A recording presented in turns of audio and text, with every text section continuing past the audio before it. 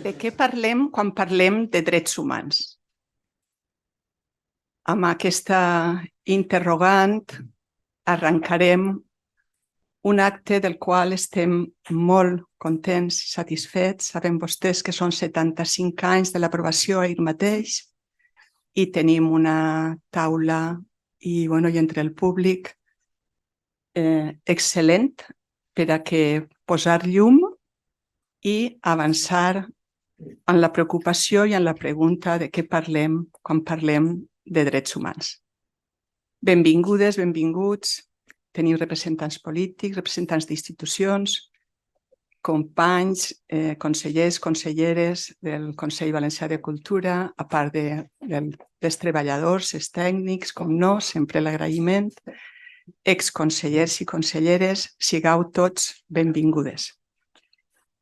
A la taula comptem amb persones, unes de les veus autoritzades, en són molts, per sort, que ens preocupen i s'ocupen de reflexionar al voltant dels drets humans, però nosaltres avui comptem amb Domingo García Marzá, Eduardo Ranz, Paca Sauquillo i amb un àudio des de la distància perquè l'agenda no li ha permès vindre, Federico Mayor Zaragoza, que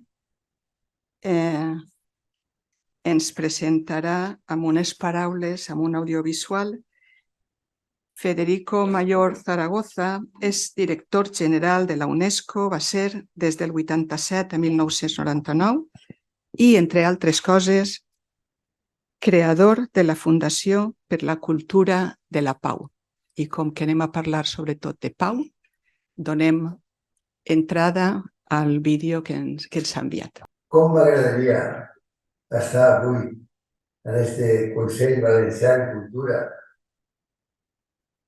El primer que he de fer és felicitar-vos a tots, a Pepa Frau, a les Victòries, a Álvarez Milbancos, a María Lozano, a tots els que us heu preocupat de que des d'aquest Consell avui, quan pensem en el 75 aniversari dels drets humans, sapiguéssim exactament com ens podem comportar perquè passen a ser part essencial de la nostra vida, del nostre comportament quotidià. En efecto, es fundamental que las personas educadas no son las que saben muchas cosas, esto es capacitación. Dice la Constitución de la UNESCO en su artículo primero: los educados son aquellos seres humanos que son libres y responsables. Esto es lo que tenemos que hacer, es ser libres y responsables. Y tenemos que dirigir nuestra vida. Y tenemos que ser capaces, no de únicamente escuchar, ser espectadores de lo que acontece, sino actores de lo que acontece. Y para eso tenemos que pasar de una situación de gobernanza plutocrática, una gobernanza supremacista, como la actual del G7. Y tenemos que hacer que las Naciones Unidas, que son un diseño casi perfecto de multilateralismo democrático, puedan aplicar esta primera frase de la Carta. Nosotros los pueblos, hemos resuelto olvidar a las generaciones venideras el horror de la guerra. Nosotros los pueblos hemos resuelto que los derechos humanos formen parte esencial de nuestro comportamiento cotidiano. Ahora ya podemos. Hasta hace poco, el 90% de los seres humanos nacían, vivían y morían en unos kilómetros cuadrados y estaban discriminados. El poder masculino era absoluto. Ahora, y esto es lo mejor que ha sucedido últimamente, en pocos años nos reconocemos iguales en dignidad. ¡Qué maravilla! Hombre, mujer, sea cual sea nuestra ideología, nuestra creencia, nuestro color de piel, sí, todos iguales de dignidad. Y además podemos expresarnos, ya podemos participar. Todo eso es lo que ahora yo creo que es muy importante en este aniversario de los derechos humanos, decir, bueno, ahora han pasado muchos años, no se ha podido poner en práctica la carta por el veto que el mismo día de su fundación se puso en el caso de las Naciones Unidas, el veto de los 5 vencedores de la Segunda Guerra Mundial. Ahora tenemos que decir que esto ya pasado. Es un momento en que la humanidad no podía expresarse, en que no se reconocía esta igual dignidad, en que había el principio de civis pacem para bellum, prepara la guerra. Ahora ya podemos decir no. Ahora ya estamos preparados para civis pacem, para verbum. No prepares la guerra, prepara la palabra, prepara la mediación, prepara la escucha, prepara el diálogo. Esto es lo que ahora tenemos que hacer. Y poner, como les decía, a los derechos humanos en el lugar más distinguido de nuestra conciencia, para que también en el caso de Europa, fíjense, Europa era hasta hace poco, en el año 2003, cuando reaccionamos frente a la invasión de Bush Jr. a Irak, éramos todavía capaces de decir, no, Europa sí que conoce y pone en práctica los derechos humanos y las normas de la convivencia a escala mundial. Pues ahora de momento resulta que también nos han vetado, pero además en este caso de manera total, porque las decisiones deben adoptarse por unanimidad y la unanimidad es la antítesis de la democracia. Queridos amigos, creo que es muy importante que el Consejo Valencià en estos días transmita a todo el mundo la necesidad de que haya una conciencia ciudadana, de que sepamos exactamente qué es lo que tenemos que hacer frente al medio ambiente, qué es lo que tenemos que hacer frente a las derivas que en estos momentos mismos estamos viviendo de una gobernanza plutocrática y supremacista. Ahora ha llegado el momento de nosotros los pueblos. Ha llegado el momento del multilateralismo democrático. Ha llegado el momento de poner en práctica cada día en nuestra vida cotidiana los derechos humanos. Y ha llegado a la práctica porque ahora sí que ya podemos reconocernos, porque tenemos, como decía antes, la posibilidad de actuar. Somos libres y responsables. Y sabemos además que tenemos que tener deber de memoria y que no podemos guardar silencio cuando ha llegado el momento actual, de pensando sobre todo en las generaciones venideras, adoptar unas resoluciones muy firmes. Cada ser humano único es capaz de crear. Vamos a crear, vamos a inventar un futuro distinto.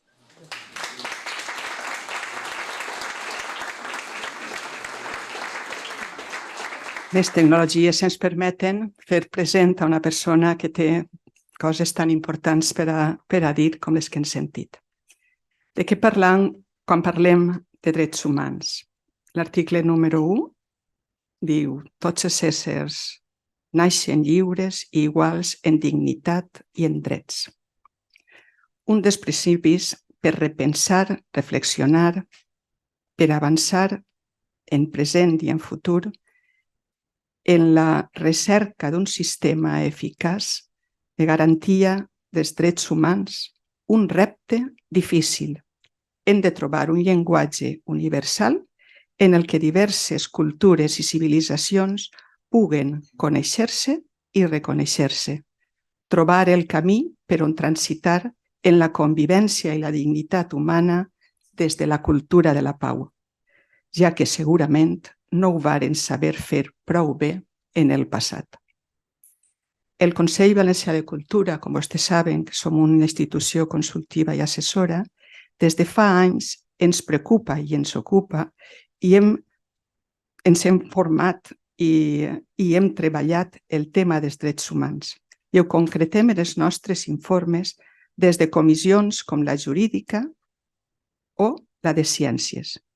Hem treballat en diversos temes com pobresa infantil, la situació dels immigrants i refugiats com a temàtiques de primera línia en el món actual, la vulnerabilitat de determinats grups de persones, un context humanitari com el de les víctimes dels conflictes bèl·lics o dels règims dictatorials. Informes, alguns d'ells, el 2017 farem un informe sobre la salut sexual i els drets sexuals. 2021, educació en drets humans. 2022, informe sobre la tutela del derecho y la intimidad de los datos personales, las nuevas tecnologías y el valor de la información personal. 2023, la situació dels immigrants i refugiats. Informe sobre els neurodrets i la Declaració Internacional dels Drets Humans. Al gener del 2023, informe sobre els drets d'accés dels grups socials als mitjans de comunicació. També del 2023, o recentment, els drets de les persones majors. I temes com la intel·ligència artificial, que sempre està en la ment de diverses consellers i conselleres i al llarg dels últims informes ens ocupem de posar-lo també com a portaveus de vegades de les preocupacions de la nostra actual societat. I ja passem a escoltar els qui hem vingut especialment a escoltar, els nostres convidats. Començarem per Domingo García Marza. És catedràtic d'Ètica en la Universitat Jaume I de Castelló i director del Departament de Filosofia i Sociologia. Professor d'Ètica Empresarial i Teoria de la Democràcia en la Universitat Jaume I de Castelló, entre altres moltíssimes coses. Té la paraula el senyor Domingo García Marza. Bon dia, en primer lloc, a tots vostès, i el meu agraïment, per supost, per aquesta amable invitació del Consell Valencià de Cultura per participar en aquesta celebració del 75 aniversari dels drets humans, i aprofito també per felicitar al Consell per les activitats. Va estar en els drets, no? dels neurodrets, i en algunes activitats de les que han fet, i la veritat és això, per donar-los l'enhorabona. Bé, després de les gràcies parlaré un poc en castellà també, ¿no? A estas alturas, y más estos días, parece que están ganando la batalla los escépticos y los relativistas con respecto a los derechos humanos. En primer lugar, hay gente que piensa que no sirven para nada, que son un gasto totalmente superfluo. ¿Bien? En segundo lugar, están posiciones que dicen que, bueno, son ficciones útiles, pero ficciones. Y en tercer lugar, los que critican también a los derechos humanos como la piel de cordero para ocultar las injusticias que hoy en día estamos viendo. Son tres posiciones escépticas y que hay que argumentar, que es lo que voy a intentar. Hay que argumentar, en mi caso, desde la ética y la política, desde una teoría de la democracia que tiene su núcleo moral, y ya empiezo, ¿no? en los derechos humanos. Y voy a intentar, primero porque creo que, no el optimismo, pero el intentar ir a mejor es una obligación moral. El escepticismo me parece que es una posición pasiva, que no aporta, pero sí que es importante tenerlos en cuenta a la hora de... Yo voy a explicar rápidamente, porque a la mínima me quedaré los 15 minutos en la introducción, de tres aspectos más sencillos. En primer lugar, ¿cuál es el origen de los derechos humanos? Es un tema interesante, desde la ética, lo voy a plantear. Y muy rápido, o sea que para después dejar paso a la discusión. En segundo lugar, o sea, primero el cómo, o sea, el origen, la genealogía. En segundo lugar, el por qué, es decir, cómo podemos fundamentar los derechos humanos.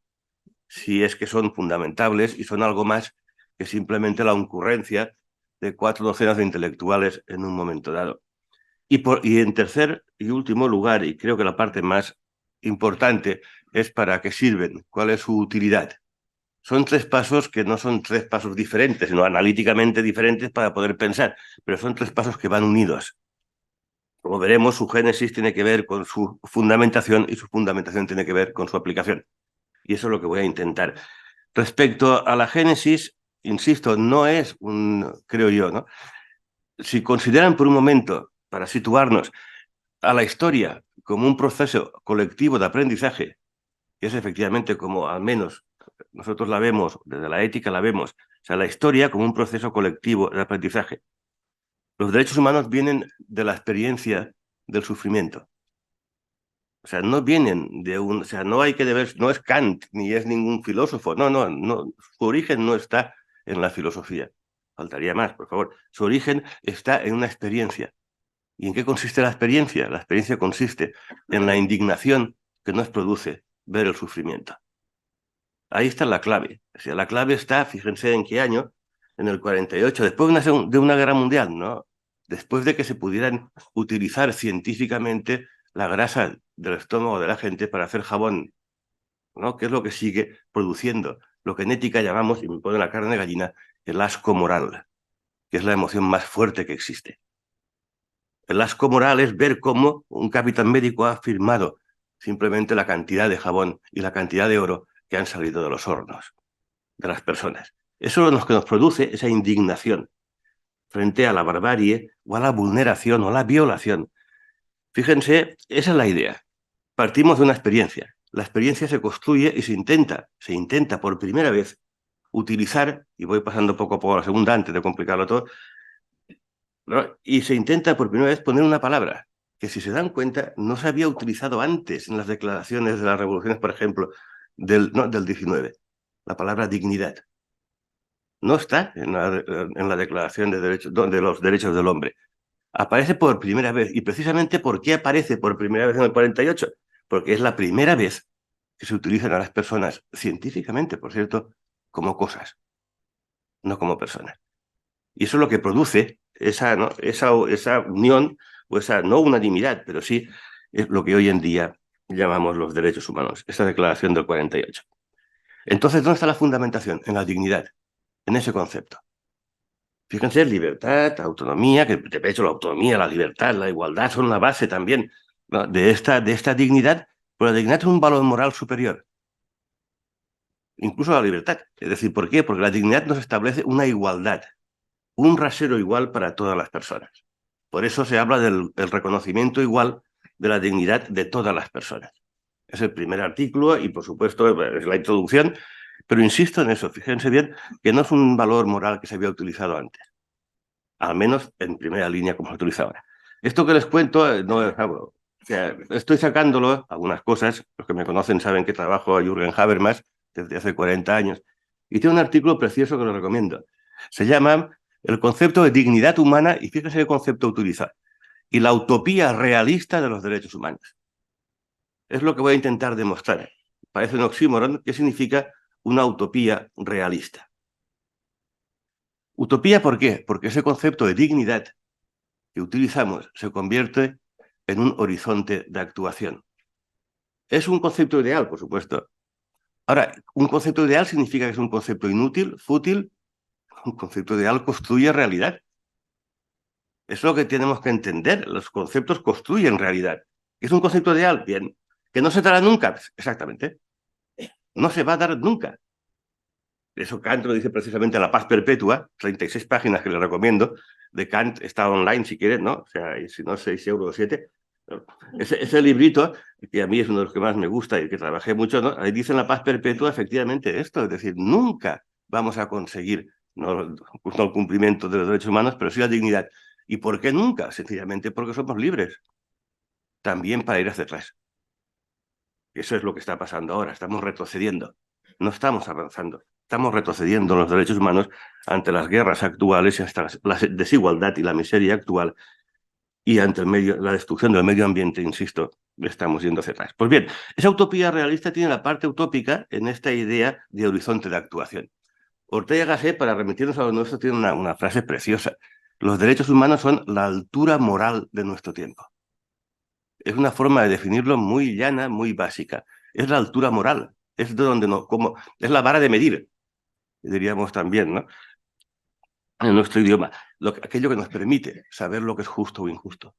Si no los tuviéramos, si no existieran los derechos humanos, no sabríamos si avanzamos o retrocedemos. Y ahí está la clave. La clave no está en que se cumplan, sino al contrario. La clave está en que la diferencia entre lo que hay y lo que debería haber que establece los derechos humanos, en esa diferencia se basa la confianza en nuestras instituciones y la fuerza, al menos, o la motivación para seguir avanzando. Por lo tanto, en la segunda parte, la fundamentación está en la dignidad. Como Kant, por supuesto, hablaba mejor que yo, les leo solamente, les leo 3 líneas de Kant que conocen todos, pero que me gustaría. Dice Kant en la Fundamentación Metafísica de las Costumbres, y repite por todas partes: todo tiene un precio o una dignidad, todo lo que existe. O tiene precio o tiene dignidad. Lo que tiene precio puede ser sustituido por otra cosa como equivalente. O sea, todo lo que tiene precio tiene equivalente. En cambio, lo que se halla por encima de todo precio y por tanto no admite equivalente, posee dignidad. Yo creo que, vamos, ¿no? Es decir, esto está muy, muy leído, quienes redactaron la Declaración de Derechos Humanos del 48, y efectivamente son las líneas rojas famosas que nadie cumple. Oiga, sí que hay, o sea, esto es lo que significa dignidad, todo aquello que no tiene precio. Y es importante porque la gente piensa, pues si no tiene precio no sirve para nada. No, ahora veremos para qué sirve. La fundamentación entonces la tenemos en que los derechos humanos, los 30 que tenemos en la Declaración y todo su desarrollo posterior, fíjense, utilizo una palabra también, ¿por qué son derechos humanos? ¿Porque los han firmado los países? No, no tiene que ver la firma. Podría no haber firmado nadie. Da igual, no es la cantidad de países lo que legitima a los derechos humanos. Es simplemente el hecho que son condiciones de posibilidad de la dignidad. Esa es la clave, esa es su fundamentación. Son posibilidades tanto de sentido como de realización de la dignidad. Esa es la clave. Y eso nos lleva al último punto. O sea, que no se piensen que... Bien, la tercera cuestión tenía que ver con su realización. Claro, ahí tenemos una crítica que las 3 que he hecho, que son casi una y la misma, que efectivamente no se están cumpliendo. No se cumplen.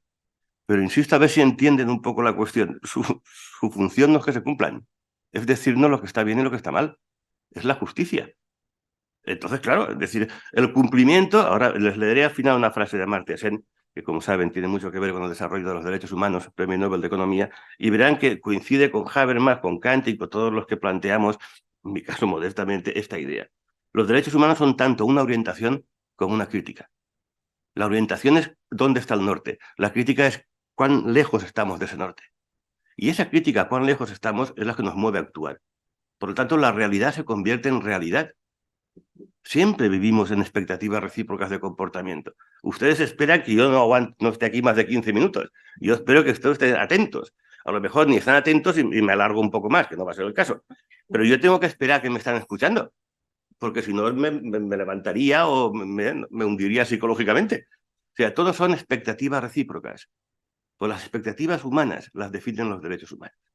Y por lo tanto, todos esperamos que se cumplan. Y ahora hablaremos cuando... Mucha gente dice, no, pero no sirven para nada. Primera cuestión de por qué sirven. Primera son, fíjense, un concepto filosófico, pero lo explico enseguida. Son razón situada. Dice Habermas, son razón situada. ¿Qué significa? No están en el cielo. Están en nuestro corazón y en nuestra mente. Y ya. O sea, que no es ideal y real. Eso no existe.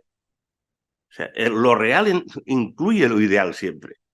Entonces ya están en nuestro corazón y en nuestra mente, insisto. Son cognitivos en nuestra mente y también emotivos en nuestro corazón. Dirán, no el de todos, bueno, por supuesto, no el de todos. Pero hoy en día nadie se atreve a discutirlos. Hace 40 años sí, ¿eh? Hace 40 años sí. Hoy en día nadie, cuidado, con el nadie, ¿no? Nadie que efectivamente, ¿no?, se considere una persona, ¿no?, o considere a las demás personas con respeto y consideración, puede estar en contra. Por lo tanto, son útiles porque, una, establecen el horizonte de actuación, dos, nos mueven a actuar. En segundo lugar, y ahí no voy a hablar, no soy experto, esa razón situada se convierten en derechos fundamentales. Eso ya no voy a entrar ahí. Es decir, nuestra Constitución, el artículo famoso 10.1, dice que automáticamente todo lo que hagamos aquí tiene que estar bajo el paraguas de los derechos humanos. Entonces, lógicamente, no hablemos de un ideal, son derechos fundamentales, se convierten en derechos fundamentales que marcan un poco no, que marcan el camino. O sea, la brújula, insisto, no marcan el camino, son la brújula o horizonte de actuación, como quieran llamar. Y ya voy terminando. Habermas habla, fíjese qué palabras más, de excedentes idealizadores. ¿Por qué? Porque no se acaban de cumplir nunca. Siempre hay un excedente de demanda en los derechos humanos. Siempre. Ese excedente ideal, insisto, nos mueve a actuar. Ya casi que al final, dos funciones, y voy acabando. La primera, la función de orientación y de idea regulativa. Fíjense también, por decirlo fácil, una idea regulativa no es una idea de algo, una idea para algo. Esa diferencia es fundamental. Repito, una idea regulativa, como son los derechos humanos, no es una idea para describir algo, sino para valorar. O sea, para orientar. Bien, y la segunda, la función crítica, que es la función realista. O sea, cuando estamos viendo lo que está pasando en Palestina, vuelve otra vez el asco moral de ver a mujeres y niños bombardeados, utilizados como cosas, como escudos. No porque uno sea de izquierda ni de derecha, sino simplemente ese asco moral es más básico, porque están utilizando a las personas como cosas, o peor aún que cosas. Esta es la cuestión que nos mueve, insisto. Quien dice eso dice la marginación, dicen las clases degradadas, la subcultura, los emigrantes, las etnias, naciones, etc. Todo esto efectivamente nos lleva, y ahí ya termino, conceptos más complicados, con dos frases. La primera de Habermas dice: nos recuerdan los derechos humanos la brecha entre la positividad de la vigencia y el contenido no saturado, otra palabra, no completado, de los derechos humanos. Pero acabo con esta de Amartya Sen, que saben que le debemos mucho al profesor y premio Nobel de Economía en el desarrollo de los derechos humanos. Y fíjense cómo dice en su libro Idea de la Justicia. Pues si quieren leerlo, que se lee bien. Dice, y acabo, rechazar las exigencias de los derechos humanos por su factibilidad incompleta, es decir, rechazar los derechos humanos porque no se cumplen, dice, significa ignorar que un derecho no realizado del todo es todavía un derecho que exige reparación. Qué bonita es la frase. O sea, un derecho no realizado del todo es todavía un derecho que exige reparación.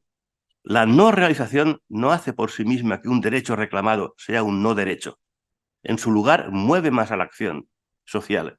Excluir todo, y ahora también su posición, excluir todos los derechos económicos y sociales del Sancta Sanctorum de los derechos humanos y reservar ese espacio solo para la libertad y otros derechos de primera generación supone trazar, bonita la frase ahora, o sea, separar entre derechos de primera, segunda y tercera generación, separar esas tres generaciones, supone trazar una raya en la arena muy difícil de mantener. Muchas gracias por su atención.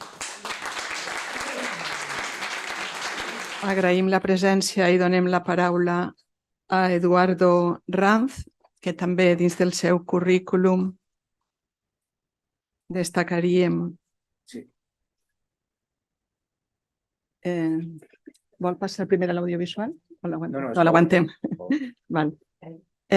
Màster universitari en Derecho de la Empresa. Doctor bajo el programa de investigación en medios de comunicación y abogado especializado en memoria democrática, que logró la primera sentencia en la historia que autoriza la exhumación en el interior del Valle de los Caídos. Bienvenido y tiene usted la palabra. Bueno, muchísimas gracias al Consell de Cultura, gracias a todos por la presentación y agradecer pues la celebración de un programa tan bueno, unas jornadas tan importantes en memoria o en derechos humanos, coincidiendo con este aniversario. Vamos a centrarnos esta exposición en el tema de derechos humanos relacionado con las víctimas del franquismo. En primer lugar, tenemos que saber cómo surge el concepto de exaltación de guerra civil y dictadura, que es lo que hace que una parte de la población pues, se convierta en víctima. Y este concepto pues, nace a partir del año 36, cuando Primo de Rivera, al que nosotros decimos Primo de Rivera, pero la realidad es que Primo de Rivera es el padre, el dictador, cuando su hijo José Antonio, pues,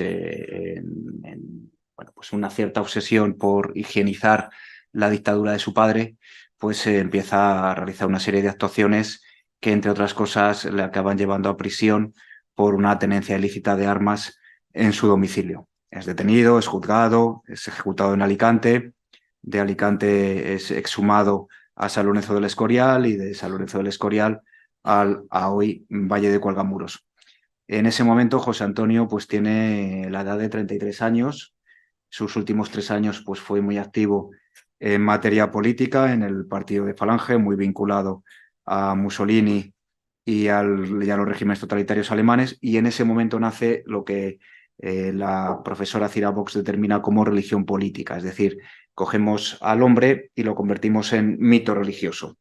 Y en ese momento, a partir del año 38, por parte del bando que se levantaba contra la legalidad, emite un BOE por el cual pues, se van a hacer calles, se van a hacer avenidas, se van a hacer placas en las iglesias con José Antonio, caídos por Dios y por España, y comienza esta unión Iglesia-Estado que estuvo muy presente durante el franquismo. Es más, se decreta incluso la creación de una cátedra que explique la obra de Primo de Rivera.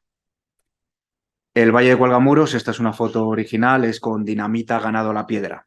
La idea en un primer momento era que la primera víctima que fuera inhumada fuera Calvo Sotelo, pero se inaugura con la inhumación de José Antonio Primo de Rivera, que es el cuerpo 001 de los más de 33.000 cuerpos que hay inhumados en el valle. Con esto es la cuarta vez que se mueven estos restos y la quinta ha sido en este año, en abril, cuando ha sido desplazado desde San Lorenzo al cementerio familiar.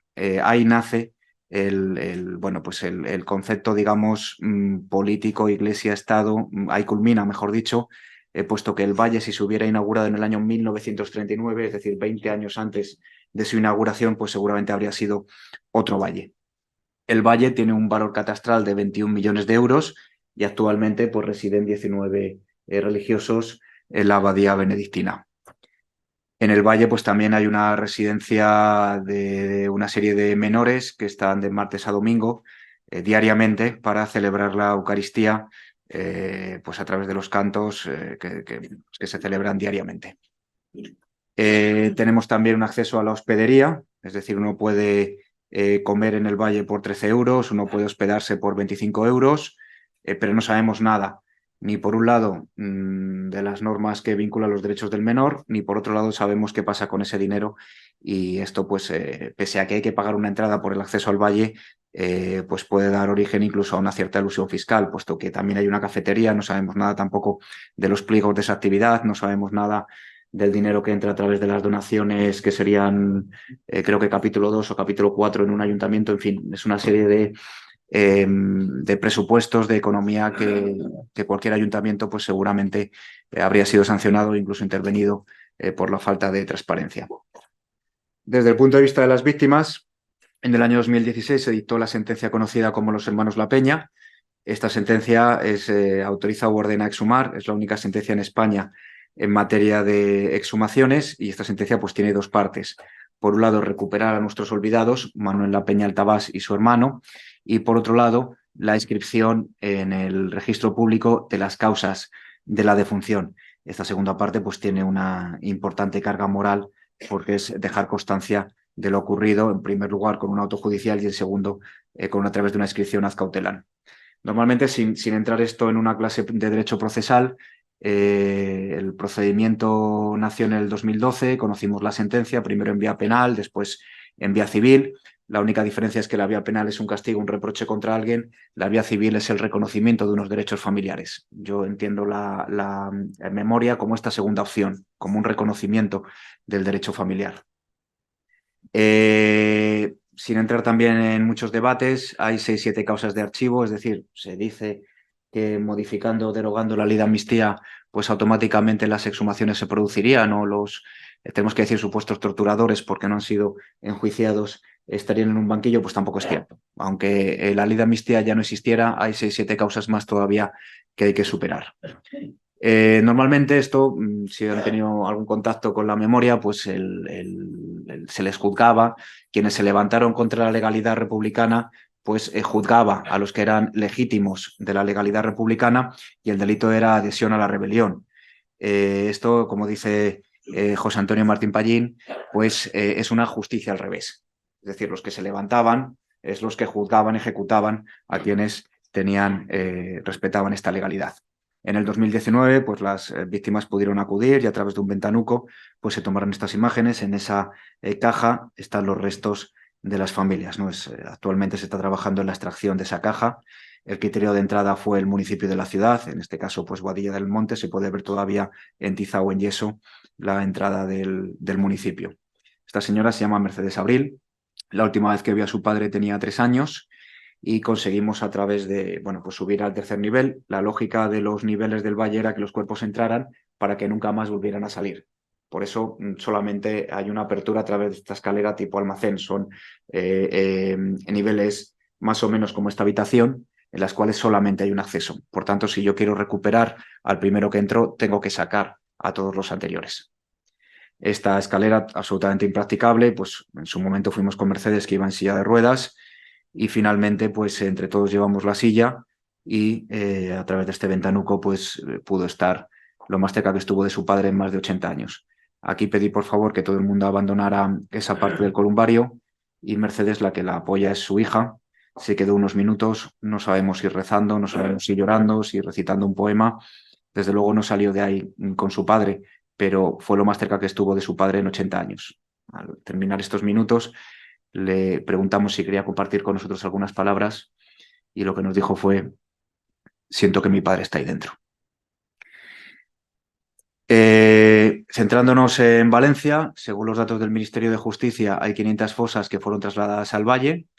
En Valencia, en concreto, 57 fosas fueron desplazadas al valle. Las cifras que se manejan es que de esos 33.000 cuerpos datados que hay en el valle, 1.164 restos cadavéricos partieron de Valencia, de los cuales, por cierto, 4 eran mujeres. No existe un censo oficial de víctimas, se está trabajando conforme a la Ley de Memoria Democrática aprobada en el 2022. La cifra que se maneja es de 114.000 víctimas, que es la cifra que aportó la defensa del juez Garzón cuando fue enjuiciado. Es decir, es una cifra de parte. Nos dice la Declaración Universal de Derechos Humanos que cualquier persona que haya visto vulnerados sus derechos fundamentales puede ejercitar su derecho de acceso a la justicia. El auto donde se determinan que hay 114.000 víctimas se distribuye temporalmente en 3 partes. Del año 36 a febrero del 37, que es una represión a través de los bandos de guerra. Segunda etapa de los consejos de guerra del año 37 hasta el año 45 y la tercera acción represiva del año 45 al año 52.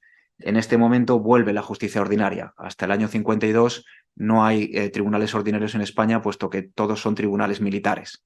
Y en algunos casos incluso se daba la situación en la que el abogado defensor pedía una pena mayor incluso que la que pedía el fiscal. Es decir, eran juicios que el reo hiciera lo que hiciera, pues estaba condenado. No podemos decir a día de hoy que este auto haya sido superado, haya sido ejecutado, haya sido cumplido.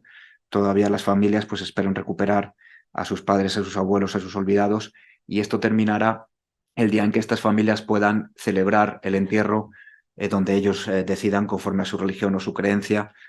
Ahí será cuando esto termine. Normalmente es en los municipios donde partieron estas víctimas del franquismo.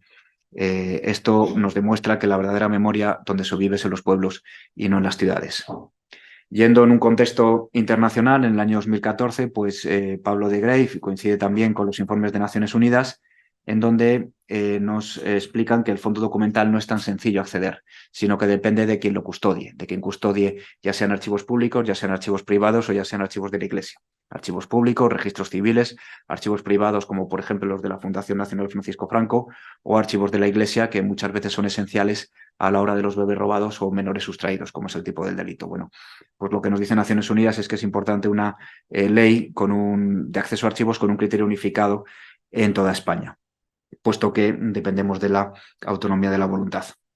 A nivel internacional, pues tenemos la cooperación policial, civil, penal, el Tratado de Funcionamiento de la Unión Europea, pero este intercambio de información no se respeta cuando tiene que ver en cuestiones de memoria. En España El Archivo Público General del Reino se crea en 1866 con Isabel II, y es ahí donde se van incluyendo pues, a través de la Gaceta de Madrid y tal. Pero en el caso de memoria esto no se cumple. Cada vez que accedemos a buscar documentación en memoria, pues muchas veces nos encontramos con bastantes trabas que a veces son superadas por quien lo custodia y otras veces pues no son superadas. La Ley de Memoria Democrática, que lleva un año en vigor, desde octubre del 2022, pues ha querido, digamos, realizar un enfoque desde las víctimas para acceder a estos archivos. Y aquí pues se facilita el acceso tanto público como privado, tanto nacional como internacional. Se creará un censo de fondos documentales para la memoria y se supera el tema de secretos y materias clasificadas, que era de esa justicia militar que estuvo hasta los años 50, y por supuesto pues la idea es que el acceso sea libre, gratuito, universal. En una colaboración con el periodista José María Calleja, nos dirigimos a 30 instituciones militares, embajadas y demás, precisamente solicitando el acceso a archivos, y aquí pues lo que defendíamos es que el acceso a archivos es un derecho, no es un privilegio, y que las restricciones por causas de memoria, ad memoriam, pues incumplen el derecho administrativo, y las conclusiones a las que se llegan es que se debe acceder en memoria para investigaciones académicas, para recopilación de hechos y circunstancias generalmente familiares, por un lado, para conocer la verdad, su verdad, como ocurrió con la caída del muro de Berlín, que luego resultó que la mitad de la población espiaba a la otra mitad de la población, pero la idea es que cada familia pueda conocer su verdad. Y por último, pues cualquier otra causa de utilidad. Conocer los archivos, entre otras cosas, determina las garantías de no repetición. Otro avance de la ley es el tema del reconocimiento de derechos del exilio. Tenemos por un lado el Día Recuerdo y Homenaje a todas las víctimas, el 31 de octubre. Tuve la suerte de proponer esta fecha al Gobierno, que está vinculada con la Ley de Memoria Histórica y con la proclamación de la Constitución Española, y cada año, este es el segundo año que se ha celebrado un homenaje a las víctimas del franquismo, y también el 8 de mayo, el Día del Exilio, como dicen en Francia, la retirada. El recuerdo suaviza la distancia. Hay mucha gente que lucha todavía por tener el pasaporte español como símbolo identitario de quienes se les robó toda una vida. Hay tantos exilios como exiliados, pero sí hay una línea intelectual que nos hace recuperar la democracia en España. En gran medida la democracia se recupera por los exiliados, sur de Francia, México, Argentina, y en todas esas partes hay una evolución que en un primer momento se busca restaurar la república, y en segundo lugar lo que se trata de conseguir es la democracia en España. Gracias a esa evolución, en un primer momento republicana y después democrática, pues en gran medida podemos decir que la transición fue posible en España. Ya sea en paz, ya sea en tiempos de guerra, y lo estamos viendo en este último año, especialmente en estos últimos meses, ya sean países ricos, ya sean países pobres, no sabemos por qué a diario se violan los derechos humanos. Sin ir más lejos, en este 75 aniversario, la propia ONU avisa que el mundo está perdiendo el rumbo, referido a todo lo que está ocurriendo. Nadie tiene la respuesta, nadie sabe por qué se vulneran cada día derechos humanos, pero lo que sí que tenemos es la Declaración Universal de los Derechos Humanos. El artículo 1, Dolors ya lo ha leído: todos los seres humanos nacen libres e iguales en dignidad y derechos. Y también tenemos el artículo 9, nadie podrá ser arbitrariamente detenido, preso ni desterrado. Y ya voy concluyendo. En primer lugar, recordar que las verdaderas heroínas fueron ellas, porque sobrevivieron. A ellos se les detenía, se les sacaba de la casa, se les ejecutaba, se les incautaba los bienes, pero ellas fueron las que lograron que sus familias salieran adelante. Ellas fueron los enlaces con los maquis. Ellas sabían cuándo entraban en prisión, pero no cuándo iban a salir. Esto en el mejor de los casos. En el peor, perdían a sus niños por sus apropiadores. Y ellas pues no tuvieron tiempo de amar, de ser amadas, de comer, de reír. Ellas querían que sus hijos pudieran comer, pudieran estudiar y pudieran contar su historia. Por tanto, las verdaderas heroínas siempre serán ellas. No existe el crimen perfecto. Para que el crimen perfecto exista hay que hacer desaparecer el cuerpo y el recuerdo. Y gracias a las luchas de las familias por restaurar ese derecho al honor que fue vulnerado, podemos abrazar, podemos conocer la piel de las víctimas del franquismo, en algunos casos torturas, en otras ejecuciones. El tiro de gracia, cuando rompe el cráneo, entra limpio la bala y rompe el cráneo al salir, y ese tiro de gracia cuenta una historia que está deseando ser contada. En cuanto al Valle, pues la democracia, el Valle ha visto pasar de lejos la democracia, pero no se puede decir todavía que la democracia haya entrado en el Valle. Se ha exhumado al dictador, se ha exhumado a José Antonio Primo de Rivera, pero nos falta todavía ese enfoque desde las víctimas. Está bien exhumar a políticos, pero falta que las víctimas puedan cerrar esa herida y, por último, pues a quienes se lo robó toda una vida puedan recuperar su patria y su pasaporte. Si la transición fue posible, y Paquita de esto sabe mucho, recuperar a nuestros olvidados también. Muchísimas gracias.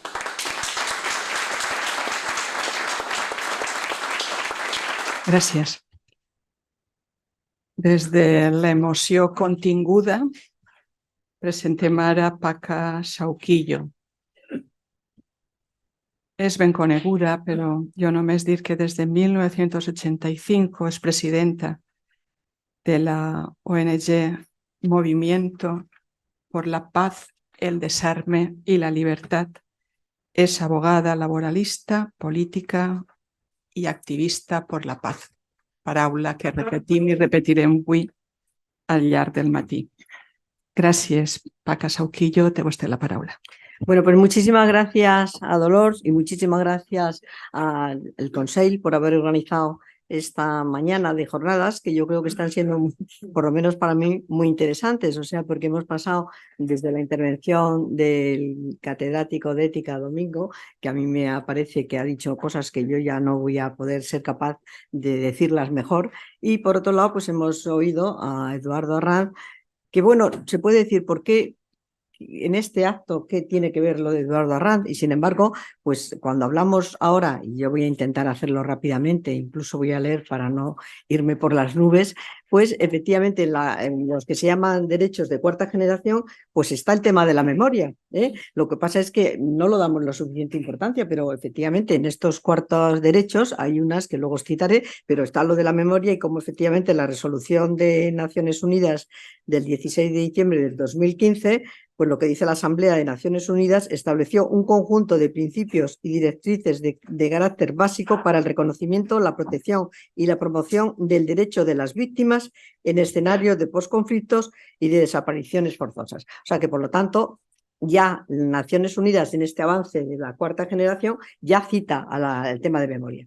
Claro, para nosotros, como lo vivimos en España, pues nos produce la emoción que yo creo que la intervención que él ha tenido, por lo menos a mí, pues te hace recordar muchas cosas y llegarte un poco al corazón, ¿no? Pero bueno, desgraciadamente, por suerte o por desgracia, los derechos humanos, pues como muy bien ha planteado Domingo, pues es eso. Bueno, yo querría decir que me ha gustado mucho la intervención de Federico, que Federico no está aquí ahora y por eso nos ha hecho el vídeo, porque justo a esta misma hora en Madrid estamos presentando un libro que él hace el prólogo, que es El arte de ejercer la ciudadanía, en donde bueno, pues se hace una serie de reflexiones y conversaciones sobre los derechos humanos. Él hace el prólogo y luego hay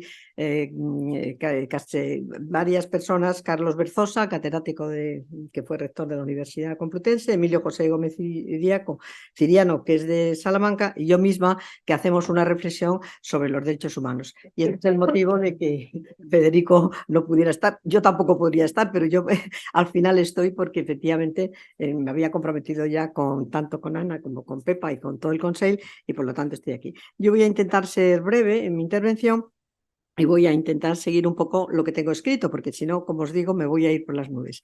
Javier Bustamante Donas, que es también profesor de ética y sociología, que me imagino que le conoce bien Domingo, pues hace un libro que es Una cuarta generación de derechos humanos, que es muy interesante porque él hace una especie de análisis de la condición humana en la sociedad tecnológica actual. Y él viene a decir: hablar de derechos humanos supone hablar de calidad de vida y de acceso a mejores condiciones para diseñar y realizar nuestras propias vidas, reconociendo en ellas algo mucho más digno que la simple existencia biológica. Bueno, y este es un poco el resumen, que lo ha planteado también muy bien Domingo, pero que Javier lo plantea.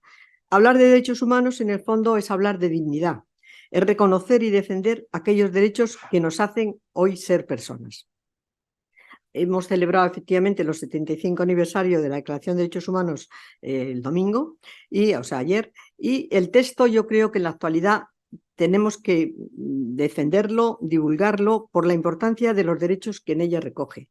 y por la intención que presidió su elaboración y por el hecho de poner en común a países tan diferentes que fueron los que la firmaron, aunque hubo algunos que también vetaron la Declaración de Derechos Humanos, que son prácticamente los mismos que ahora, y porque está al día de hoy totalmente de plena actualidad la Declaración de Derechos Humanos. Ello va más allá de reivindicaciones de mejora y de evolución que tenemos que hacer y que debemos hacer, porque es necesario una visión crítica para poder seguir avanzando sobre qué son la defensa que tenemos que hacer hoy de los derechos humanos. Cada derecho o cada grupo de derechos es un reflejo de su tiempo. Y esto tiene mucha importancia, porque efectivamente no es lo mismo la sociedad del siglo XX, 1945, como es la del siglo XXI. Bobbio decía que hablaba que los derechos que nacen donde pueden y como pueden. Bueno, y esto que es muy simple, es una realidad. O sea, nacen donde pueden y como pueden. Y realmente es así. La evolución de los derechos, la reivindicación y la conquista es un reflejo de la sociedad del momento. Hay, como ya también ha planteado antes el catedrático Domingo, los derechos civiles y políticos, que es la primera generación, que es como surgen, son derechos de libertad y nacen ante la necesidad que tenían de limitar el poder absoluto de los gobiernos. Y este es el primer derecho, que es el derecho a la vida, pero el derecho a manifestarse, el derecho a reunirse. El segundo tipo de derechos, que son los derechos económicos, sociales y culturales, nacen ante la necesidad de asegurar unas condiciones de vida digna, que son los derechos de igualdad. Ahí está todo el tema de la reivindicación de las mujeres, que nos acogimos precisamente a este derecho de igualdad, pero están todos los derechos económicos de los trabajadores, etc. El tercer derecho sería, o la tercera parte de los derechos, serían los derechos de solidaridad, que nacen ante la necesidad de asegurar un medio ambiente sano y de asegurarnos la paz. Y ahora estaríamos intentando la cuarta generación de derechos humanos. Tanto el reconocimiento o la necesidad de reconocimiento y defensa o la necesidad de defensa de cada derecho avanza y retrocede en el momento social. Siendo esto así, podríamos plantearnos cómo podemos hablar de esta nueva generación de derechos en este momento concreto. Y es ahí a donde está el tema del derecho a la memoria, el derecho al medio ambiente, el derecho a la paz. Hay muchos que efectivamente incluyen también el derecho en esta cuarta generación, el derecho al pluralismo, a la democracia, a una muerte digna o al cambio de sexo, que también es una cuestión nueva, que no se planteaba cuando hubo la Declaración de Derechos Humanos, pero ahora estamos en la cuarta generación y se plantea, ¿no?, como un derecho de la persona, para la dignidad de la persona, ¿no? Hay sectores que mantienen que estos derechos ya están representados en los anteriores. Yo creo que no, yo creo que hay que evolucionar en esta cuarta generación. Y hay un derecho también muy importante, que aquí lo habéis trabajado y que a mí me parece que está poco discutido, que es el derecho a la neuroderechos, que es la declaración que hiciste aquí en Valencia y precisamente en este Consell, y que es un proyecto en el fondo de genoma humano que ya venía desde 1988, pero que es la información genética ser utilizada solo para aumentar la dignidad humana. Bueno, ahí hay la persona de Rafael Yuste, que vino aquí precisamente y que efectivamente lo ha planteado de cómo usar el cerebro, que es muy importante porque nos puede hacer controlar enfermedades nuevas, no nuevas, pero que ahora las conocemos como nuevas, y sin embargo, efectivamente, eso es positivo, pero también se puede utilizar tu cerebro en contra de tu propia dignidad, ¿no? Como es un poco también la inteligencia artificial. Ahora estamos muy preocupados de cómo tenemos que regularlo. Bueno, pues es un derecho de cuarta generación en donde yo creo que hemos avanzado poco, pero que tenemos que seguir avanzando. Esto no significa que esta evolución en los derechos haya que olvidar los anteriores. O sea, yo creo que hay que seguir protegiendo los derechos anteriores de las tres generaciones sin olvidar esta cuarta generación. Es peligroso muchas veces si lo damos por sentado, como damos por sentado la democracia, como damos por sentado derechos de asociación, de manifestación, etcétera, y sin embargo nada está consolidado. O sea, todo puede deteriorarse, todo puede volver atrás. Nosotros pensamos que la democracia pues, está garantizada, pero sin embargo eso no es así. La libertad de expresión o de manifestación o de asociación pueden estar lesionados y de hecho lo estamos viendo en algunos otros países y nosotros en nuestro país también tenemos que tener cuidado. Este nos hace pensar en lo que nos ha ocurrido cuando hemos visto la invasión de Ucrania. De repente no pensábamos que iba a haber una guerra. Hubo la de Yugoslavia en los años 90, pero no pensábamos que ya iba a acabar, que la matanza de Srebrenica no se iba a producir, y sin embargo estamos presenciando pues lo que está ocurriendo en Palestina, que es muy superior a lo que ocurrió en Srebrenica, ¿no? Bueno, ante esto, creíamos que ya no se iban a producir estas guerras y sin embargo sí se están produciendo. Y yo plantearía aquí, si me lo permitís, dos discusiones. ¿Qué pasa con el derecho a la paz? Ha dicho algo Federico en este contexto histórico. ¿Y qué pasa también con los sectores nuevos que son más vulnerables en nuestra sociedad, como son en las sociedades occidentales, como es todo el tema de la inmigración y el derecho a asilo, que también está habiendo un retroceso por diferentes causas? Yo me acuerdo que estaba con Pepa cuando era en el Senado, yo defendí encantada, ¿no? Lo que era una ley de asilo, porque era la primera vez que España, que había sido un país de asilados, pues podíamos empezar a tener una ley de asilo en 1985. Y la realidad es que ahora estamos viendo cómo se está produciendo el tema de los asilados a nuestro país, ¿no? Permítame que diga que en la situación mundial, por un lado, el mundo es cada vez más multipolar, pero por otro lado, el multilateralismo, es decir, el uso de normas globalmente aceptadas para resolver los conflictos y responder a los problemas comunes, está en retroceso. ¿Cómo podemos defender los derechos humanos y qué tenemos que hacer en este momento? En este contraste que hay de un mundo multipolar, pero a su vez el multilateralismo, las normas comunes están en retroceso.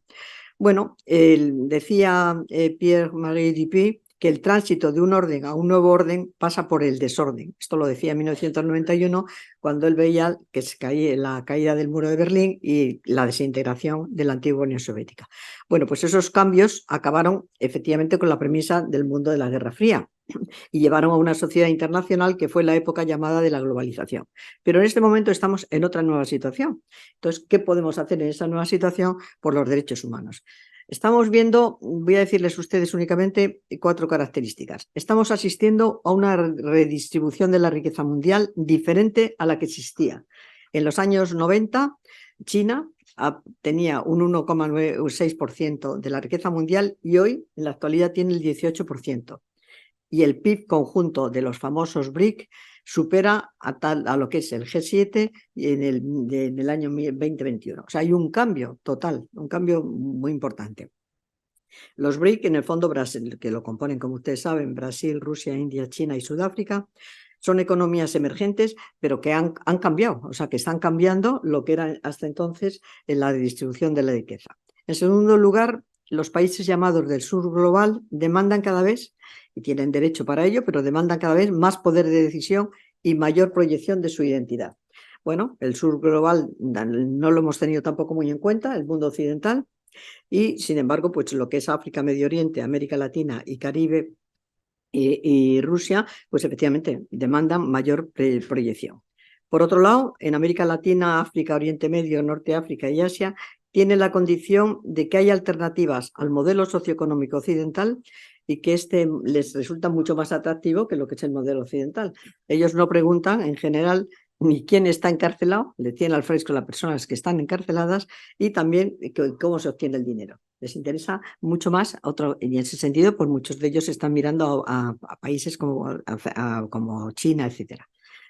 Asimismo, nos encontramos con que tanto China, Rusia y destacados miembros de este famoso sur global cuestionan hoy la Declaración Universal de los Derechos Humanos, que fue aprobada en 1945, aunque se puso en práctica en 48, pero fue aprobada en 45 en San Francisco, en donde lo consideran que es un vestigio de nuestra hegemonía de Occidente después de la Segunda Guerra Mundial. Y ellos no lo consideran que les tiene que afectar. Bueno, esto es un tema que tenemos que tener también en cuenta. Por otro lado, nos encontramos que China defiende que el interés del Estado debe prevalecer sobre los derechos humanos y las libertades civiles. Bueno, pues es algo que también tenemos que tener en cuenta porque estamos hablando de un país como China. El mundo cada vez es más transaccional y está regido por acuerdos más bilaterales que por reglas globales. Y esto es un hecho nuevo que también tenemos que tener presente.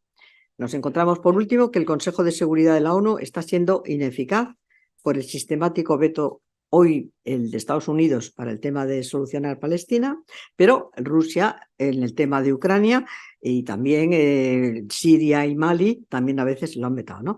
Estamos viendo, por lo tanto, que Naciones Unidas tiene que replantearse, tiene que refundarse.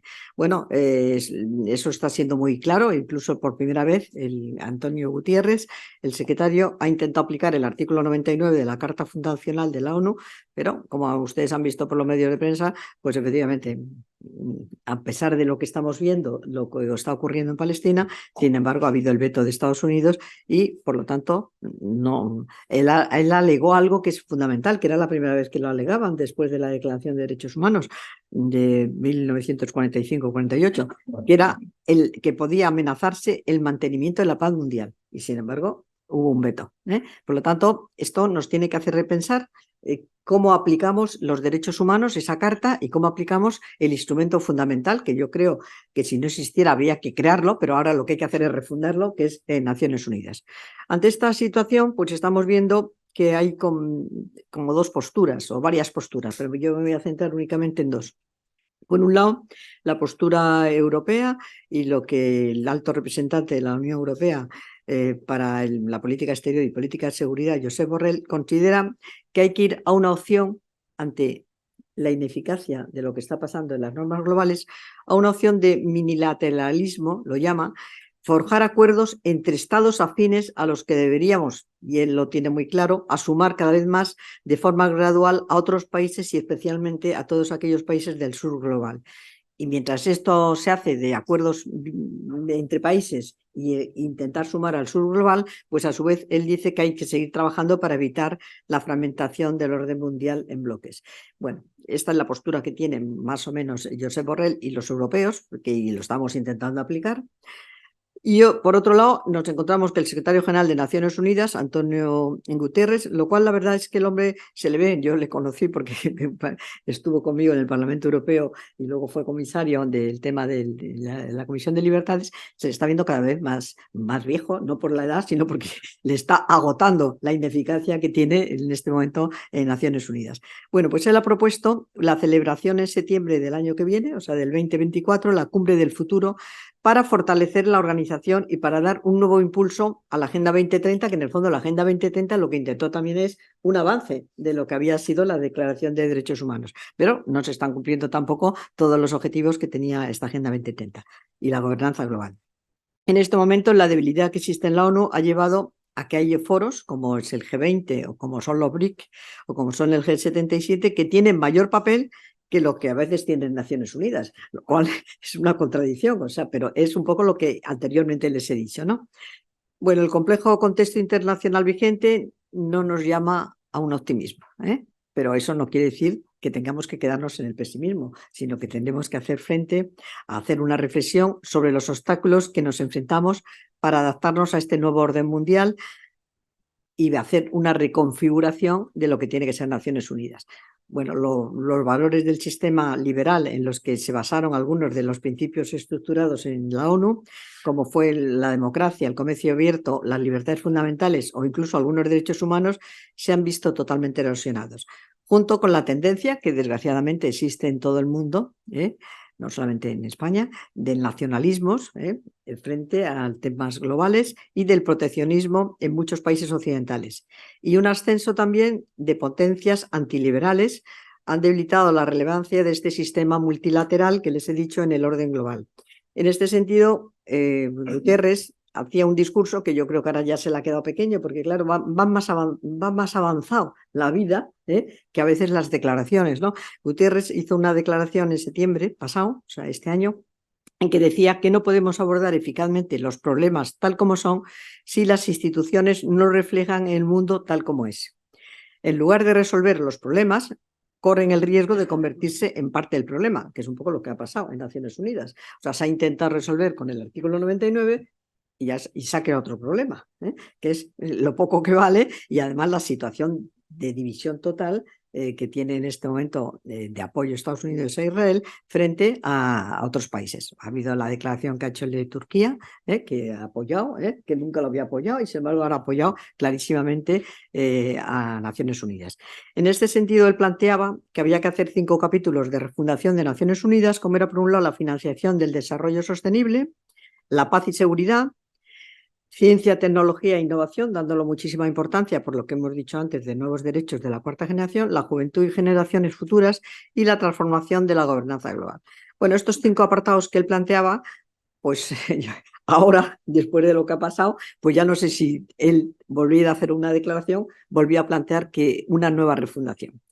En el ámbito de paz y seguridad, lo que está claro y lo más controvertido, como hemos visto, es el Consejo de Seguridad, el cual incluye no hay más remedio que ampliar sus miembros para que sea más democrático, porque el día de hoy no es democrático, y hay muchos miembros que están pidiendo entrar, y por un lado, y por otro lado, aparte de que haya más miembros, quitar y que por lo tanto será más representativo, eliminar el derecho al veto. Como ha planteado antes Federico, pues efectivamente el veto no hace avanzar, o sea, habrá que ir a mayorías, pero hay que quitar la eliminación del veto, ¿no?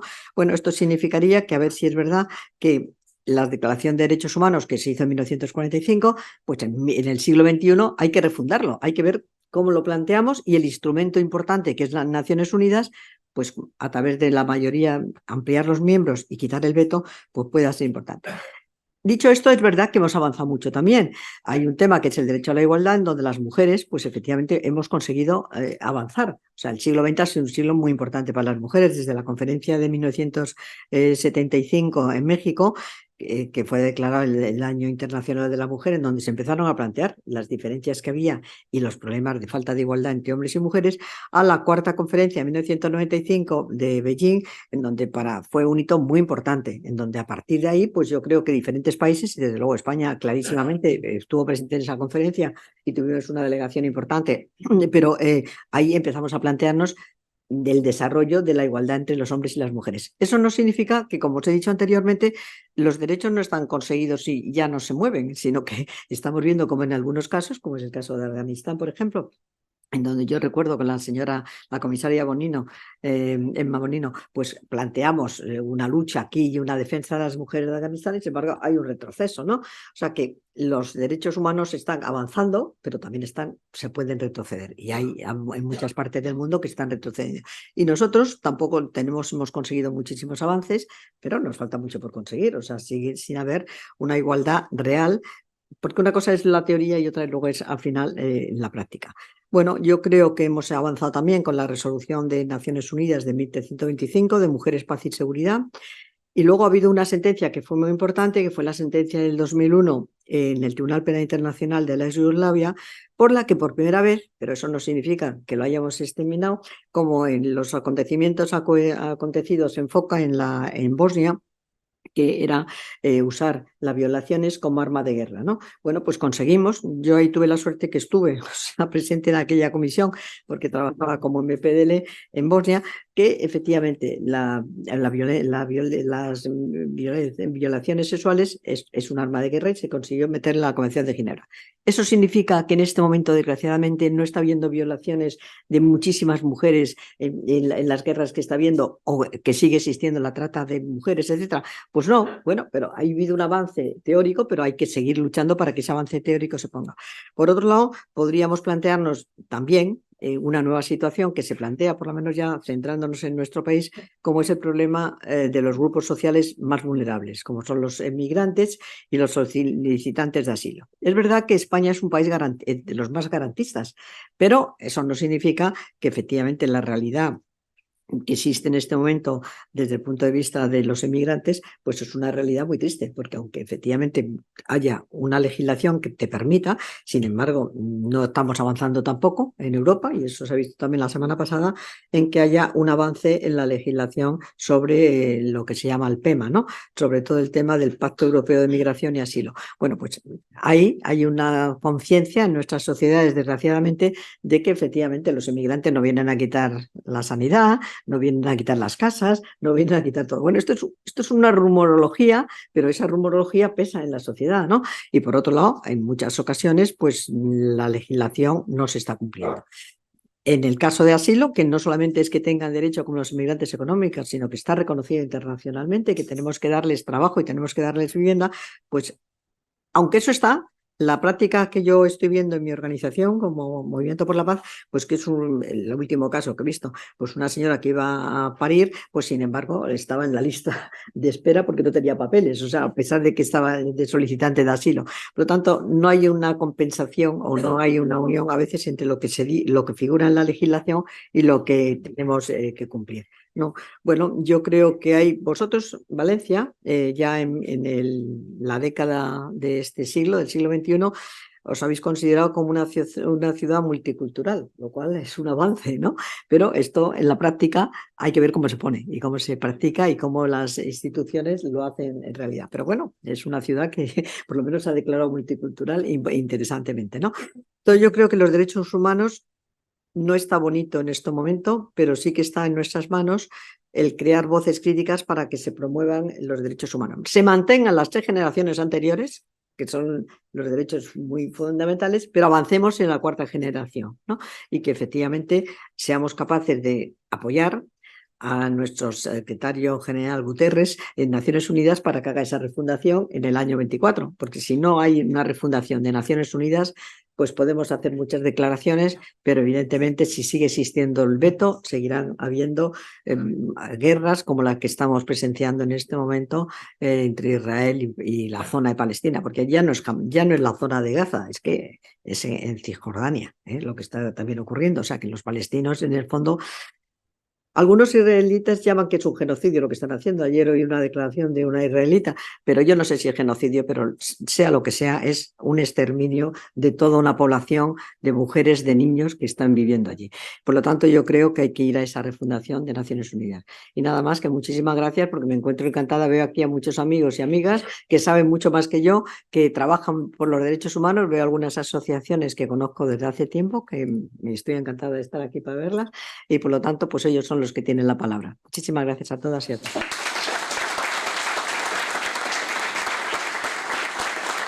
Ja veuen vostès que el poder de la paraula, sobretot quan és ben emprada, i no només d'on venim, sinó ens manen deure per a que vegem cap a on anem i està en mans de tots. Entre les persones, que repeteix que l'agraïment a la presència de totes i tots, comptem amb Margarita Soler, que és la presidenta del Consell Jurídic Consultiu i que li demanem que ens regale unes paraules. El faristol és de vostè. Bueno, moltes gràcies, bona vesprada a tots i totes. Jo crec que parlo en nom de tot el públic que està avui ací per agrair al Consell Jurídic esta commemoració del 75 aniversari de la Declaració de Drets Humans i sobretot perquè jo crec que ha sigut un luxe de ponents que estem encara, no? Perquè heu tocat tots els punts, però a més sí, ha sigut un luxe. Així que moltíssimes gràcies, Consell Valencià de Cultura, benvolguda Dolors. A mí me han dicho que podía hablar 3 minutos y entonces esos 3 minutos voy a aprovechar para hacer 3 pequeñísimas reflexiones. Que al hilo de las cuestiones que nuestros ponentes, es que a ver quién habla detrás de ellos, claro, es un poco un compromiso, ¿no? Yo creo que esta conmemoración de ese, yo creo que primer pacto global por la dignidad, la igualdad, de todos los seres humanos en el planeta, que vino como consecuencia de la catástrofe de la Segunda Guerra Mundial, yo creo que no hay que verlo desde una perspectiva museística, ¿no? Sino que ellos además lo han planteado precisamente, casi que diría, desde un punto práctico, ¿no? Sobre todo 2 de los ponentes. Yo haría estas 3 pequeñísimas reflexiones en mis minutitos, que es la primera, yo creo que reivindicar la figura de Eleanor Roosevelt. No siempre se hace y yo creo que que es una figura fundamental para entender la declaración y para entender la evolución posterior de esa declaración. Aunque se apellidara Roosevelt, no ejerció, como a veces se piensa, de señora D, sino que fue una verdadera impulsora, introdujo junto con algunas otras mujeres que también participaban en la convención, introdujo algunas cuestiones fundamentales, como por ejemplo en el preámbulo la igualdad de mujeres y hombres, y luego además fue una gran divulgadora de la declaración. Y me parece que hay que hacer reivindicación también de esas mujeres que han cumplido un papel. Creo que además la segunda cuestión, la segunda mini reflexión, creo que sigue siendo un instrumento útil, en el sentido que el profesor García Marzá decía, ¿no? Sigue siendo útil porque permite ser el instrumento que nos hace posible frente a los ordenamientos jurídicos que al final tienen unos límites y unas fronteras. Sigue haciendo posible el que en este siglo XXI nos enfrentemos o podamos responder a otros retos, a los grandes retos de los conflictos humanitarios, los conflictos políticos, las desigualdades económicas, las pandemias, la inteligencia artificial y las nuevas tecnologías, y la vulneración de los derechos de las mujeres en cualquier lugar del planeta y sea la condición que sea. Esa vulneración constante y diaria, donde las mujeres son en cualquier lugar, independientemente de cualquiera de su condición económica, social, conflictos humanitarios, migraciones, son violadas y son asesinadas. Entonces creo que es un instrumento importante frente a esa globalización de los problemas. Y por último, para cumplir a rajatabla con lo del tiempo, creo que no hay que perder la perspectiva y ahí creo que es donde quizá más se ha fallado, de la educación en derechos humanos. Es decir, más allá de los conocimientos que se explican y se transmiten fundamentalmente en las facultades de Derecho, pues como parte del ordenamiento jurídico al que antes también se ha hecho referencia, creo que seguirán sin funcionar esos derechos si no se educa realmente en una cultura de derechos humanos que en definitiva es una educación en valores democráticos, que son los que nos hacen a todos iguales y dignos y son los únicos que realmente, más allá de ordenamientos punitivos, servirán para hacer frente a todos los retos a los que tenemos por delante, para afrontar esas vulneraciones constantes de los derechos humanos. Y nada, era un poco la reflexión que agradezco que se me haya permitido hacer. Gracias, Dolors. I ara té la paraula Andrés Perelló, que ha estat ambaixador de la UNESCO y actualmente es el director de la Casa Mediterrani. Pues muchas gracias a Consell por invitarme y a todos ustedes. Igual que Margarita, siento un poco abrumado para tener que intervenir después de lo que se ha dicho aquí, porque llevo años trabajando en derechos humanos, porque he estado en instituciones internacionales y porque también he trabajado en memoria democrática. Tanto me siento dentro de los tres campos que han hablado, pero con todo lo dicho he identificado también. Para no caer en el pesimismo de que efectivamente se ha dicho, de que todo está en retroceso y que el mundo se va al garete y que estamos atrás, yo diría que vamos a empezar diciendo que todas las libertades que gozamos y todos los derechos de igualdad, imperfectos si se quiere, derivan de los derechos humanos, que están en la base de nuestras constituciones, especialmente de todas las democracias consolidadas, y por tanto, nada de que los derechos humanos son papel mojado, que sea una expectativa que posiblemente nunca se cumpla, pero aquello en donde hemos llegado es gracias a que hay una Declaración Universal de Derechos Humanos, siquiera basada en el sufrimiento, evidentemente. Es que muy pocas cosas han venido a este mundo para mejorarnos de la voluntad angelical de alguien que se ha reunido un día a tomar café y ha dicho, vamos a ser mejores. No. todo lo que hemos conseguido ha sido a base de sufrimiento, de experiencia y de cómo corregir aquello que estaba mal.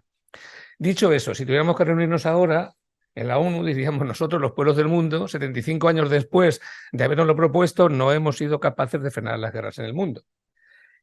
Pues tendremos que hacer una reflexión de por qué no hemos sido capaces, a pesar de que hemos reconocido lo positivo. Efectivamente, porque la evolución de la sociedad, la disrupción que se ha producido en el mundo, en lo económico, en lo social, los propios avances que sin pretenderlos se han generado, algunos pretendidos, la propia evolución de las tecnologías y la inteligencia artificial nos desborda, va más allá de la propia posibilidad de reflexionar. Entonces, estamos en un momento en el que efectivamente tenía razón Paca, todo está en cuestión y habrá que reformular la comunidad internacional, que yo siempre la he definido como una comunidad de vecinos, con todos los inconvenientes de una comunidad de vecinos sin ninguna ventaja. ¿Por qué? Pues porque una comunidad de vecinos, quien se va mal con el vecino, tenga el piso en propiedad, lo tenga alquilado, lo vende y se va a otra, o lo alquila a otro y se va. ¿Y aquí dónde se va la gente? ¿Dónde se van los marroquíes que tienen la frontera cerrada con Argelia? ¿Dónde se va Francia si se enfada con España o Portugal si se enfada con... No podemos enfadarnos con nadie, porque no hay planeta B, porque no hay plan B. Por tanto, desde esa modestia, los grandes dirigentes tienen que bajar a decir, en la medida que no podemos irnos a ningún sitio, tenemos que hacer una apuesta no al día de las instituciones internacionales y de los derechos humanos, una apuesta al siglo, porque el siglo nos está demandando que hagamos las cosas de otra manera. Y quizá toda esa turbulencia que estamos viviendo y esos retrocesos que son evidentes, pero que también pasarán, porque todo pasa, a pesar de todas las catástrofes que hemos tenido, de que la gente se levante diciendo lo mal que estamos. Hombre, mal estaba la gente en la Segunda Guerra Mundial, en la Guerra Civil Española, están mal en Gaza, nosotros estamos un poco incómodos, pero mal no estamos, está mal cuando realmente se sufre. Pero a pesar de lo mal que podemos estar, tenemos que plantearnos que necesitamos una apuesta no al día, al siglo. Y esa apuesta al siglo va a venir de lo que está pasando ahora, de la turbulencia que está pasando ahora. Yo, el aspecto de optimista incurable que tengo es que creo que todo esto que ahora estamos sufriendo va a valer para poner en cuestión que en la era de la exaltación del multilateralismo, un país puede hacer que no haya un alto en fuego.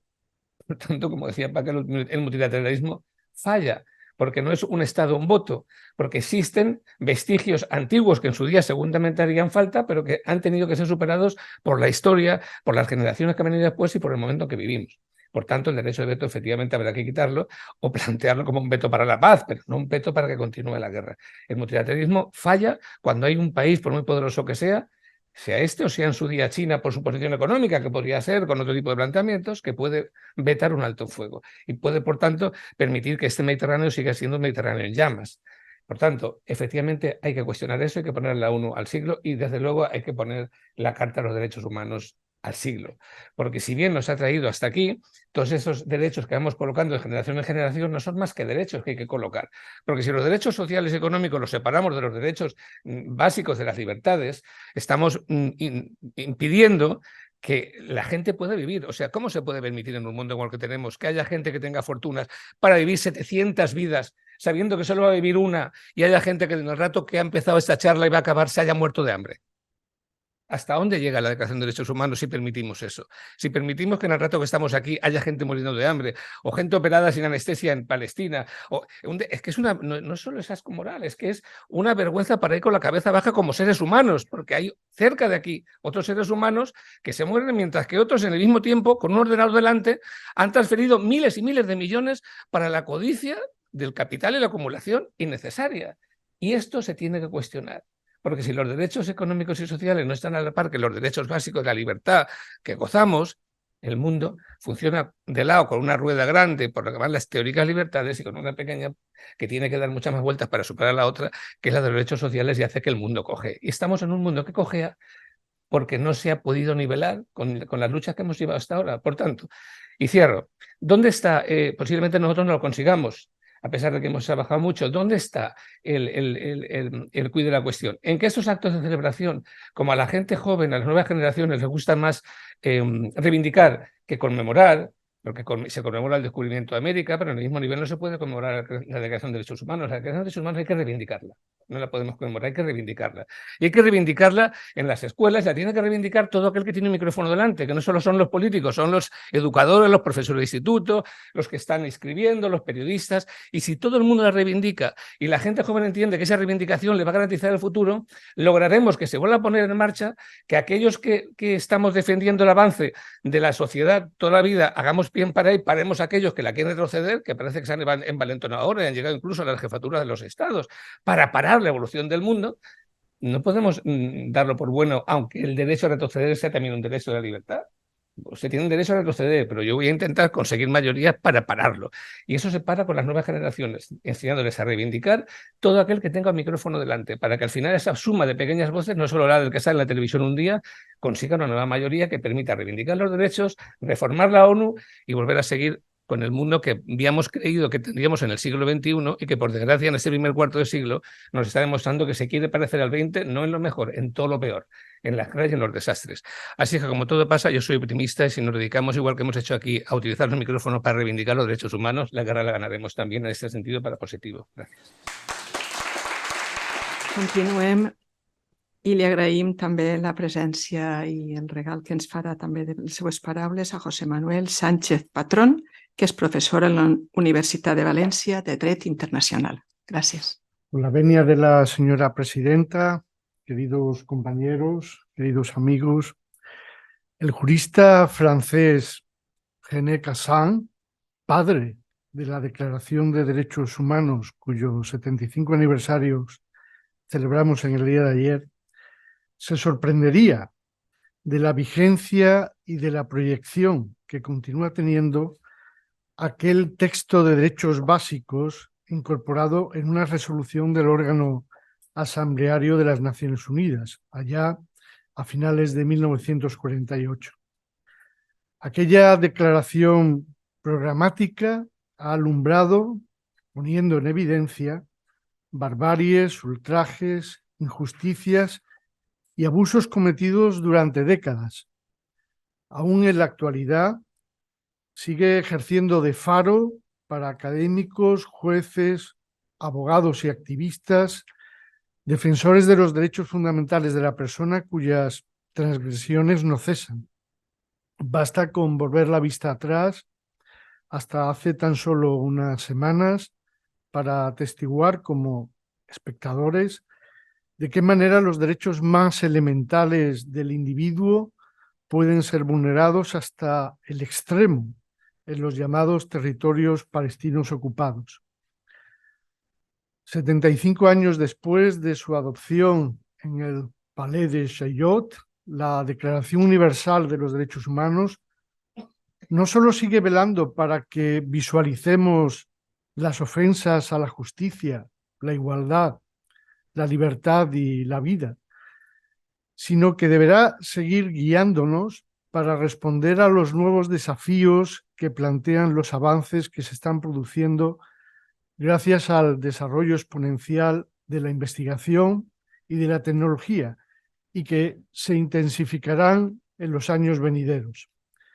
La edición genética y la estimulación cerebral son ya dos técnicas reales que pueden ser empleadas con una finalidad terapéutica, pero también con una intencionalidad malévola. Los derechos humanos son de nuevo el escudo protector que permitirá evitar intervenciones indeseadas. Un colectivo de 16 profesores de la Universidad de Valencia, de diferentes disciplinas académicas que comprenden desde el derecho a la biología, desde la neuropsicología a la informática, pasando por la filosofía, la sociología o la economía, nos hemos constituido en grupo de investigación bajo el apelativo de neuroderecho con la finalidad de proponer respuestas jurídicas a los retos que la neurociencia nos planteará en breve. 75 años después de su proclamación en el marco de las Naciones Unidas, la Declaración Universal de los Derechos Humanos tiene más sentido y alcance que nunca. Ya no se trata únicamente de proteger a la persona de los asesinatos, la tortura, las agresiones o las amenazas, sino que tendremos que empezar a proteger también su identidad genética o su órbita de pensamiento, biobancos, prótesis, interfaces y redes nos van a llevar a tener que cuestionarnos la primera y la última de las preguntas. ¿Qué es el ser humano? ¿Y en qué consiste su dignidad? Para responderlas tendremos que releer con tiempo, bien escaso en nuestros días, e inteligencia, me refiero a la humana y no a la artificial, el preámbulo seguido de los 30 artículos de la Declaración Universal de los Derechos Humanos de 10 de diciembre de 1948. Nada más. Muchas gracias. Continuem, ja abans d'acabar. En uns minuts tenen la paraula oberta, aquells i aquelles que vulguin utilitzar-la. Dir que consellers i conselleres presents, estava mirant i tenim a tots els presidents de cadascuna de comissions presents. Tenim persones com Maribel Peris, que és un especialista en la seva vida professional també i activista en el tema de memòria democràtica. Tenim a José María Lozano, president de Ciències, i que crec que vol fer una intervenció i li demanaríem que obrira la paraula de torn el nostre company, conseller José María Lozano. Hi ha un micro per ahí. Estic molt a gust, és un dia com avui, així, y un día difícil, pero importante. Yo les agradezco mucho, como es natural, su presencia a los miembros de la mesa. Decía el embajador Perelló que Paca Sauquillo tenía razón. Suele ocurrir, yo la recuerdo desde hace muchos años y suele ocurrir. Y quiero decirles que la semana pasada, el día 5, en este juego de viajes de la señora Sauquillo y del señor Mayor, tuvimos a Federico aquí en el 25 aniversario, permítanme que solo recuerde, de Declaración de Responsabilidades y Deberes Humanos o de la Humanidad, porque tiene las dos acepciones, que se celebró precisamente en Valencia, a iniciativa de una serie de personas, realmente presidido entonces por Richard Goldstone, y que la alcaldesa Rita Barberá captó al vuelo, y de hecho, efectivamente, esa declaración a la que no se ha hecho mención hoy tuvo una importancia y fue asumida por la propia UNESCO, como ustedes saben. Es curioso que la Declaración de Valencia tiene 41 puntos, necesita más que la propia Declaración de Derechos Humanos. A lo mejor cabría precisamente sintetizarla. Pero permítanme que les diga y les pida su apoyo y su opinión, que Federico Mayor reivindicó precisamente la toma en valor, la actualización y la revisión de esa Declaración de Deberes y Responsabilidades. Lo tomó muy en serio, pidió que de alguna manera este asunto pudiera actualizarse y yo he tenido el privilegio de plantearlo esta mañana en la comisión jurídica previa a este acto y desde a la que ha asistido la consejera Pedros, que nos preside y que preside la entidad, y he planteado, y se lo anuncio, que el Consejo Valenciano de Cultura deberá estudiar con cierto detenimiento en la próxima comisión jurídica esta declaración y si nos lo permiten, nuestra economía reducida y con conocimiento de la UNESCO, por supuesto, procederíamos a publicar la declaración en un formato digno y en una edición razonable, que les haremos llegar a ustedes, si finalmente el Consejo se anima a hacerlo, y por lo tanto tendremos un cierto protagonismo en algo que yo creo, protagonismo solidario, protagonismo colaborativo, en algo que yo creo que puede ser muy útil y que 25 años después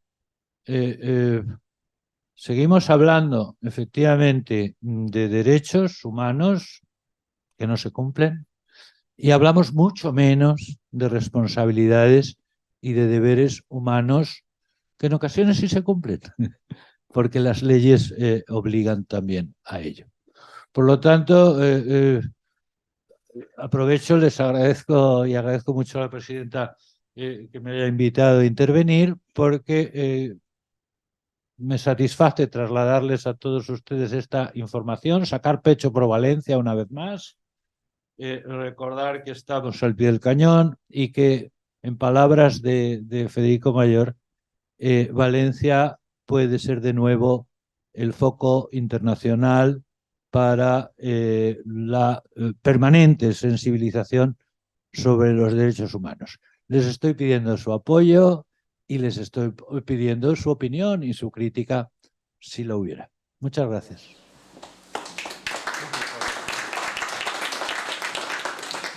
Bueno, moltes gràcies. Jo no estic abrumat perquè sóc un metge de salut pública jubilat, no totes les persones tan importants que han intervingut. Però jo, com a ciutadà de drets humans, tinc una preocupació. És a dir, hem avançat, però jo penso que hem passat de les decisions polítiques a la governança. I en la governança no n'hi ha responsables. O sigui, n'hi ha un moment en què hem arribat a averiguar el codi genètic i nos hem oblidat del codi postal de la gent, on viu. I això jo crec que és un problema. I després n'hi ha un moment que és molt important, que estem en la quarta generació, efectivament, però ja n'hi ha gent que n'hi ha una espècie de lentitud de les institucions, digues-se europees, la ONU, en aquesta revolució que ve del tema de la intel·ligència artificial. I està sorgint, nada menos que en Oxford, filòsofs que se diuen largoplacistes. I en aquest moment, estos largoplacistes ja han muntat institucions, ja estan en governs. Concretament, Biden té un assessor tecnològic largoplacista. El millor amic de Trump és largoplacista i si ve Trump lo caurà. I aquesta gent, ni més o menys, es diuen que el món actual les importa una higa. Ells pensen en el futur. Ese és el reurollo. I diuen que els que tenen que viure són els rics, que als pobres no hay que ajudar-los. Y que de vez en cuando, para hacer una truita, y para hacer una tortilla, hay que romper los huevos. O sea, que un poco de genocidio no viene mal. O sea, toda esa gente está en gobiernos como el inglés, como el americano. Se llaman largoplacistas. Yo creo que lo que falta ya de una vez es que las instituciones europeas y las instituciones no se dejen avasallar y dejar los huecos que están rellenando esta gente. Yo creo que tenemos muy buenas palabras, pero muy pocas decisiones políticas. Y empiezo por el principio. Hay gobernanza, pero cuando pide responsabilidades de por qué no se hacen las cosas, aquí cada uno, oiga, yo a esto no me dedico, esto no es mi responsabilidad, etcétera, etcétera. Esa era un poco mi pregunta. Y luego creo que hay un tema clave, que usted lo ha dicho antes, la educación. Pero ¿cómo tenemos una educación basada solo en la tecnología? Se han desaparecido las ciencias humanas, ha desaparecido la filosofía. Los chavales están con el móvil todo el día y en el móvil ven violencia, que es la antítesis de la democracia y del diálogo. Y no se hace absolutamente nada. Yo no es que sea pesimista, cuando tengo palabras. O sea, pero es que lo que me da rabia, perdón, que me extensa, es el hablar.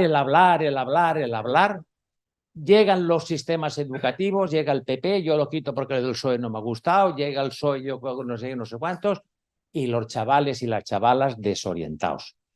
las manadas siguen violando por ahí, y es porque el móvil es su arma de estudio. Y en las aulas no se habla de eso.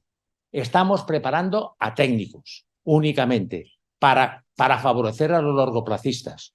Y el que no llegue ahí, que se muera de hambre, si no pasa absolutamente nada. No pasa nada. Y si no, pues nos iremos a otros planetas, que esa es la teoría que esta gente lleva. Y ante eso no hay reacción. Ya se han comprado islas. Musk y compañía ya se han comprado islas paradisíacas para vivir. Y eso no lo ven los europeos, los que trabajan en Europa, y los que trabajan no lo ven. El reparto de impuestos no se ve que son injustos. En fin, esa era un poco, perdónenme, soy un médico de salud pública, no tanto, pero era quería decir. Recuerdo que la última vez, creo, Ana Noguera, cité a Jean Mallory, al antropólogo francés, ¿no? Cuando decía aquí en esta casa, ¿no? Cuando decía que solo con el intercambio cultural una societat pot evolucionar, no?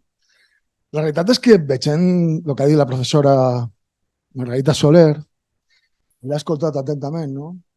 Visibilitzant totes aquestes qüestions culturals i diverses, no? Pues sí, coincidim en moltes coses en ella i en altres no. Unes son la de los derechos de las mujeres, los derechos de las humanas, de las mujeres humanas, los derechos humanos, ese es el término, derechos humanos, no derechos humanos, derechos humanos, derechos humanos. Coincido mucho con ella, y en otras no. La Wikipedia me dijo ella que no había que consultarla, pero Biden dice que era un fiscal un poco así inmigrofóbo, racista, dice la Wikipedia. ¿Y dónde voy a parar? Pues voy a parar al profesor de historia, Ricardo Pérez Casado, que, como decía hoy el profesor de la UGI, en la medida que somos espectadores, somos partes responsables de aquello que queremos resolver, decía el alcalde que reconstruyó Mostar, Ricardo Pérez Casado, nuestro alcalde. Claro, y hablando de democracia social, ¿no? Y de tantas cuestiones, pues, y voy a ir avanzando. Me acuerdo también de la filósofa, Ana, de la filósofa Catherine Clement, ¿no? Necesitamos estrategias para construir un mundo, no para dividirlo. Pero claro, yo es que veo aquí que más que pesimismo o optimismo, lo que veo es mucha falta de eso, ¿no? De verdad, de la memoria, de la verdad, de la verdad de la memoria, ¿no? Teníamos un ayuntamiento de Valencia que antes de el año pasado le dijimos que habría que abrir los archivos de la memoria, que había que estudiar la memoria, que había una ley de archivos, que había una ley de memoria histórica, una recién aprobada ley de memoria democrática, y nos negaron ese acceso a los archivos del Ayuntamiento de Valencia, con documento público. Lo desvelo, no lo delato. Lo desvelo porque esa es la realidad que tenemos, que los progresistas silencian la verdad. Esto a mí, más que una contradicción, me vuelve a parecer una falta de implicación. De implicación en construir, en restaurar, como decía usted, ¿no? En tratar de dignificar. ¿Y a dónde quiero llegar? Bueno, a mí me parece muy importante lo de esta mañana, desde luego este foro me parecía muy importante, gracias Ana y a la compañera, porque crec que tenim que avançar en evolucionar en drets, és evident, però també en convivència, com dia Joan Romero. Los conflictos internacionales tienen su origen en lo local y los archivos de la memoria siguen sin estudiarse aquí en el Mediterráneo, en el ayuntamiento. Nos dicen que no. Y como decía el presidente del gobierno, que no es no, pues yo lo digo, que no es no, y que como historiador quiero que se abran ya los archivos de la memoria porque quiero estudiarlos, investigarlos para dignificar la vida de las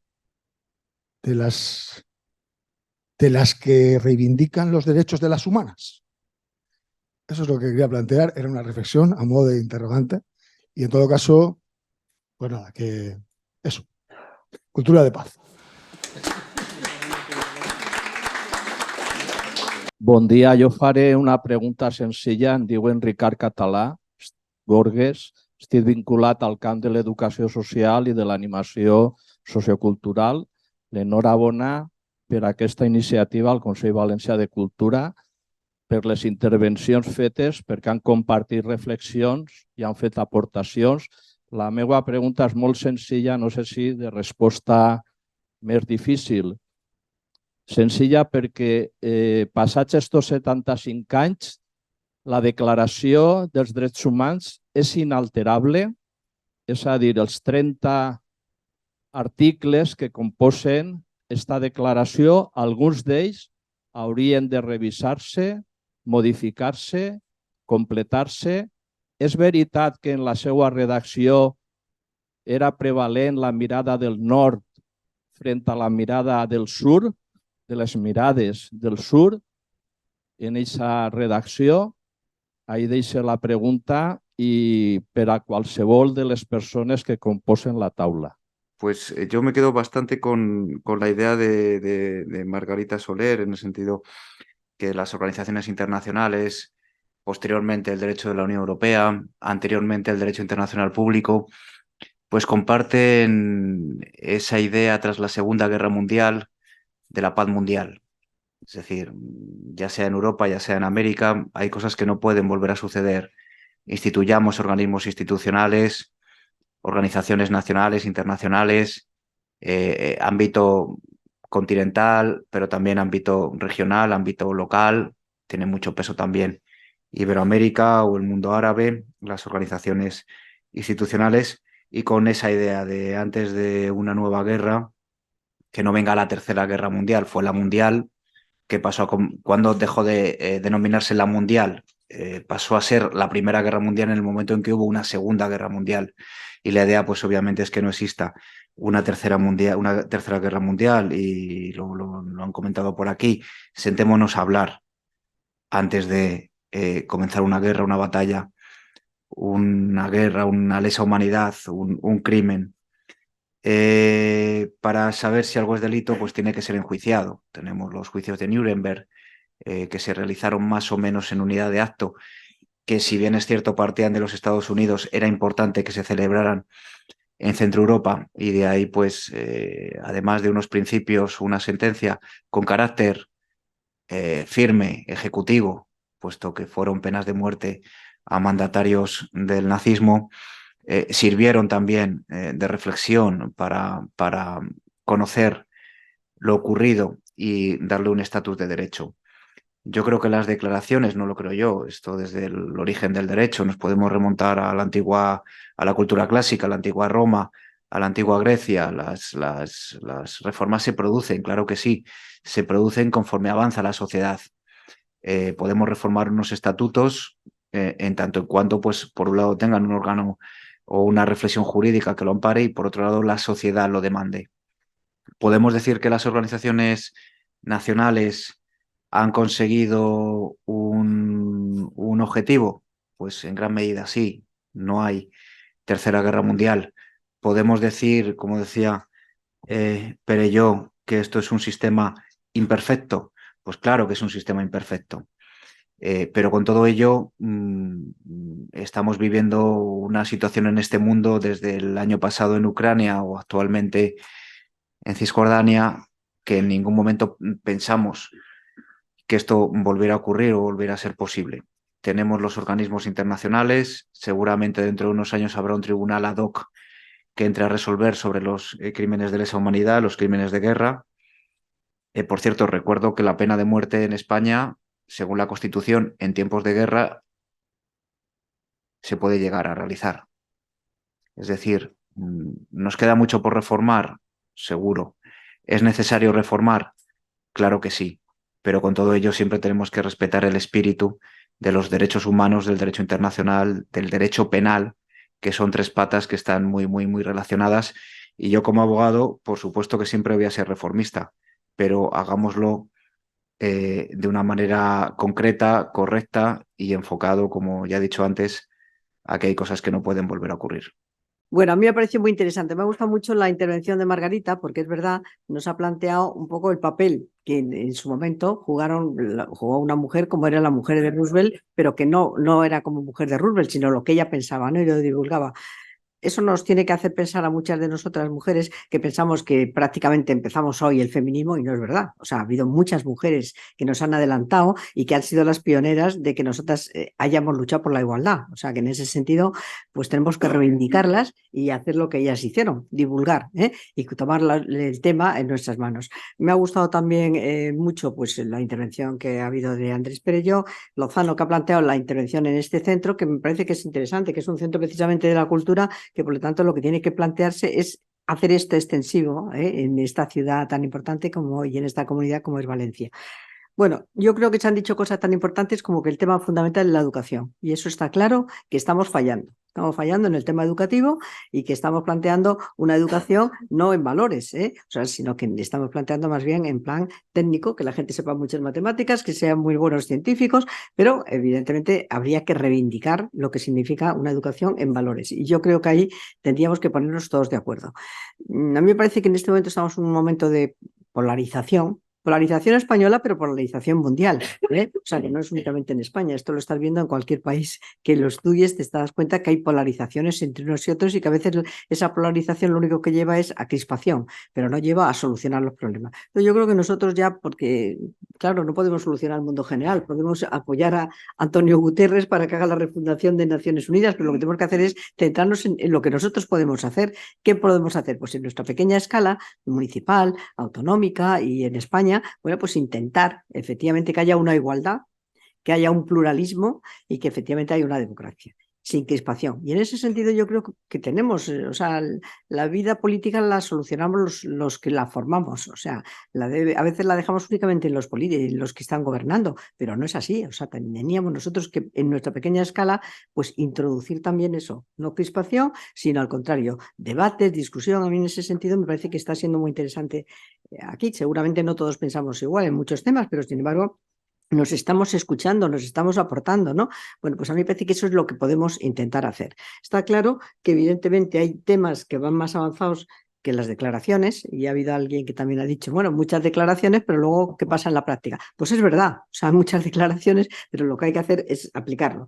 En el tema de la migración y así, lo que yo no, por falta de tiempo, no he querido tratarlo, pero es un tema que trabajo bastante, bueno, pues efectivamente, hay muchas declaraciones que al final no se cumplen y estamos creando pues una desigualdad y una situación de pobreza y una situación de dolor en muchísima gente de la que teníamos que intentar ayudar, ¿no? Porque son emigrantes por miles de razones, y ya no digamos nada aquellos que huyen de sus países por razones de raza, sexo, etcétera, que efectivamente a veces aquí les tratamos como que vienen de turismo y no vienen de turismo, vienen huyendo.